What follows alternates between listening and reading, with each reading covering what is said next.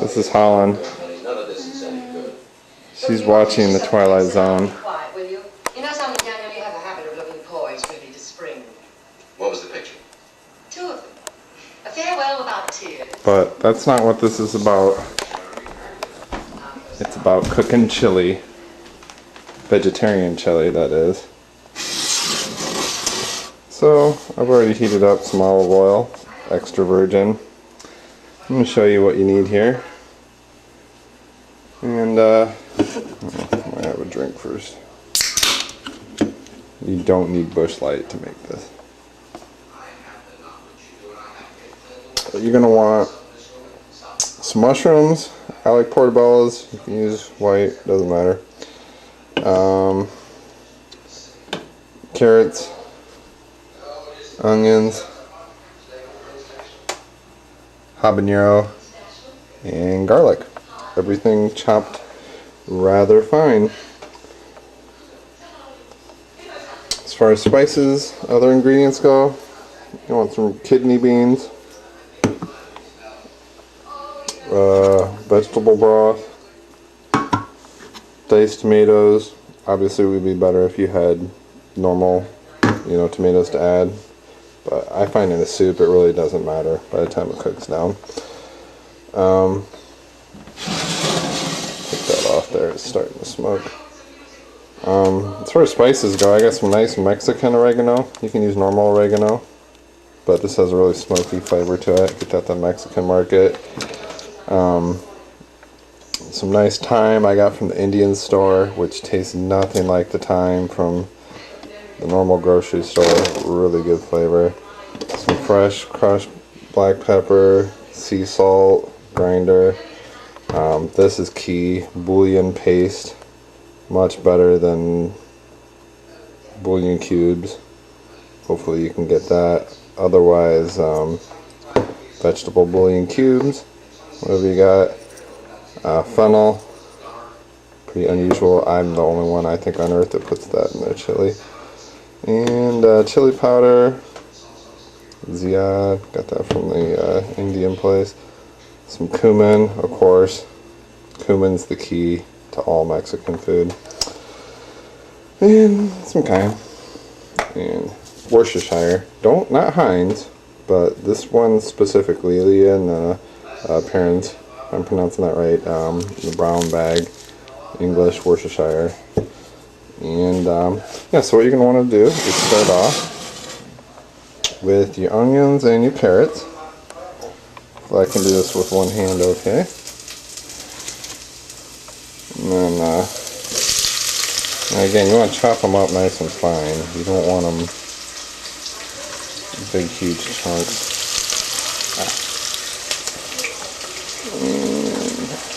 So there's your onions and your carrots. Let's start off with that.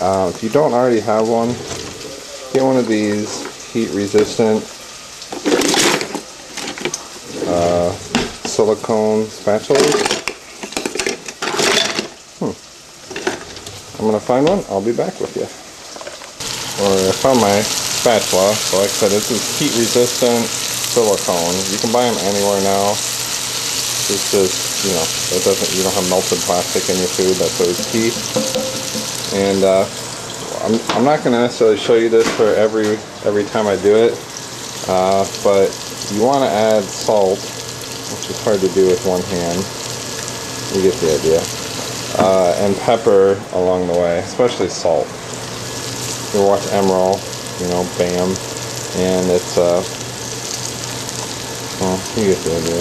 It's you're layering your flavors, so every time you add anything, just add a touch of salt. So this is my onions and carrot sauteing, probably about 5 minutes maybe. I got it on high heat. I actually might take that down to like 7, medium high, and I'll be back. Alright, a couple things real quick while my onions finish sauteing over there with my carrots. This, whatever they put beans in, it's just disgusting. It's like I don't know how to describe it really, but whatever it is, it's not meant for human consumption. So go ahead and throw that in a strainer. Rinse that garbage out of there. Leave the rinsing off. I'll show you. Got my tomatoes opened up. This liquid's fine. I mean, go ahead and use this in your soup. Little easy trick with these broth cans is pop it open with these old style can openers like I used to use for my V8. Vegetable broth, a lot of people don't know about vegetable broth, but you can make your own, with leftover chunks of your ends of carrots and then, celery ends and all that kind of stuff. To me, it's just, whatever. I just buy cans of it. It's $1. Swanson makes one that's, whatever, it's fine. But it does not do enough. You can see this stuff pretty much sauteed over here. So you need this bouillon paste, and I'm going to show you. This says 38 servings. I probably use 5 servings each time I use it, so I would not pay attention to the amount that it says to use per serving. This is what I'm going to do real quick here. Now that these things have been sauteed, just add everything in, and this stuff does not take long to go because you don't want to necessarily fry your mushrooms down to nothing. Garlic burns very, very easily, as probably anybody knows that's ever put garlic in oil. I mean, it takes about 30 seconds before it just burns. And then these habanero peppers, again, you don't need to burn them either. Just a quick saute. Now the same goes with these herbs too. What I'm going to do is put a few drops in here to keep this from just completely burning. These herbs will burn. This oregano will burn. I'm trying to do this with one hand here, but you get the idea. It will burn to a crisp and just be horrible. So that's why you want to do it, with a little bit of liquid, right before you're about ready to add everything else. Fennel. I mean, in theory, you could add this earlier. But whatever, you want to crush it up in your hand before you put it in there. Fennel is a really common spice for Indian and Thai foods and that kind of thing, Chinese food. Kind of tastes like licorice. Not my girlfriend's favorite. Another spice that's not my girlfriend's favorite, cumin. Cumin is Mexican food. She doesn't like it, so I'm going to put a little bit in. I'm not going to put a lot in. Normally, if it was me and I was cooking this for myself, I would put, I don't know, about 4 or 5 times more. I'd put a teaspoon of cumin in it if it was me. I mean, to me, that's what Mexican food is supposed to taste like, but, cooking for more than one person, like I was telling you earlier about the amount that you use on this stuff, blue, that's what I'm talking about right there. That is a good amount. Don't usually do this one-handed. Alright, that's pretty good. I'm going to go ahead and dump in the rest of this. Now, keep in mind that when you're using bouillon paste or cubes, hopefully not cubes, you're going to be adding more water in at some point. Again, cannot do this with one hand. I want to add more. Actually, that's not too bad. Maybe I can do it with one hand. Salt as you go. Pepper. I'm going to do that later. Go ahead and throw in these tomatoes. A little bit of thyme. Normally I would crush this thyme up a little bit in my hand. I don't know if it matters that much. Colin says that thyme tastes like stuffing. Oh, it just smells awesome. It's like my favorite spice in the world. Put thyme in everything, and even though I already have an entire habanero pepper with all the seeds in it, it's not enough for me. I'll put a buttload of cayenne. Yeah. Too hot? That's your problem. I'll give you another cooking tip. Some throwing tips out there. Bush Light is just the best thing to put in pretty much anything. Any sauce, any soup. Throw half a can of Bush Light in there.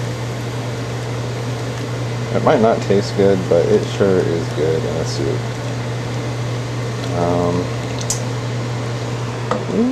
Oh, of course. Don't forget about these guys.